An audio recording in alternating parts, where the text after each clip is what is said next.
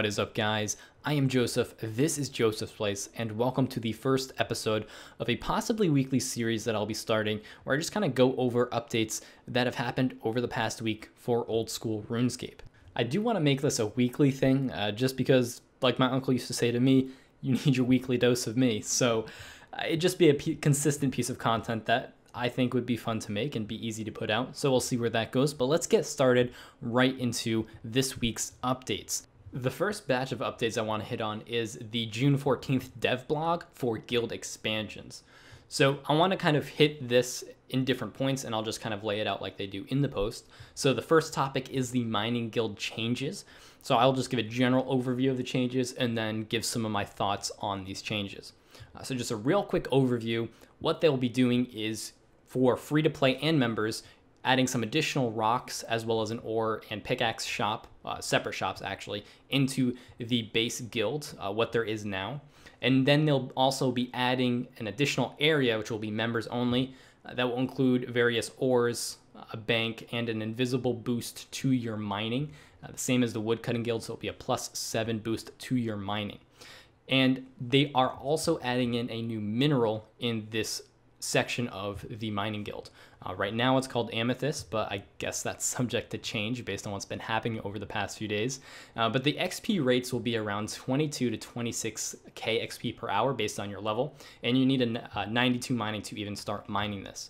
Now the ores will be used for crafting ranged equipment such as improved broad bolts, new arrows, and new javelins, which will require mid to high 80s crafting and fleshing to make. Now, just some quick thoughts on this update as a whole. I think it's a really solid update. The mining guild is definitely underused and could use some love. And I like the idea of adding some more mid to higher end content for skilling. I understand that this is also a buff to range, but I do like that they're adding some higher level skilling content into the game. Now, some side thoughts, not related directly to the update, just on how this was handled. The name originally was quartz and not amethyst for the new mineral, which I have no problem with either name. However, just the fact that they changed it from quartz to amethyst based on community input and direct community input, this was within a day that was changed, is just kind of interesting to me, because really neither of them are anything special in terms of actual minerals. I just kind of think it's interesting that they just changed the name based on direct community input so quickly. Nothing really positive or negative there, just thought that was interesting.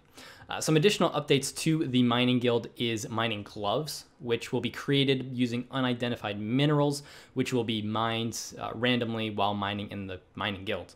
These gloves will give you a chance to instantly respawn ore that you mine based on what version of the gloves you have. So the standard version will do lower level ores, the superior higher level ores. Other changes related to this is the skills necklace will be adjusted to teleport you a little bit closer to the mining guild, so nothing major there. The next big heading we have here is the fishing guild. Now, a quick overview of this update is they will be not changing the base guild like with the mining guild. They'll be adding a new section, and this will be a new platform used for minnow fishing. Now, this will be a more click-intensive fishing that requires 82 fishing, full angler suit, and the completion of fishing contests to even start, but it will have some benefits to it. The XP per hour for this will be between 40 and 50k depending on your level, starting at 82 fishing, going up obviously to 99. And the GP per hour they estimate to be about 400 to 650k. Now this actually changed. These XP rates and GP rates were almost halved originally when this first came out, and based on that direct community input that changed the name of amethyst, they also changed these rates, and I think this was definitely a positive change. The XP rates that were listed before were way too low to even be a viable method of doing.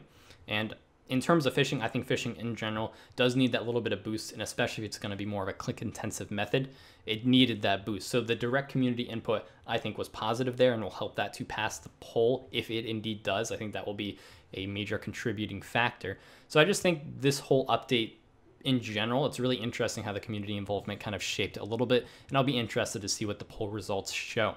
So the next main header we have here is make X options. Really simple. Anything that had a make X will now have a make all. It will have a new interface. The design they posted, they said, is not final. It's just the layout. But to me, the layout seems pretty solid and intuitive. I can't say anything about the design because it's not done, but the layout in general seems pretty nice, and I like the idea of having a make all option for those make X, because realistically it doesn't waste or save any time. It's just, it does save time, and having to type in 28 every time and hit enter, it's just a nice little quality of life change there.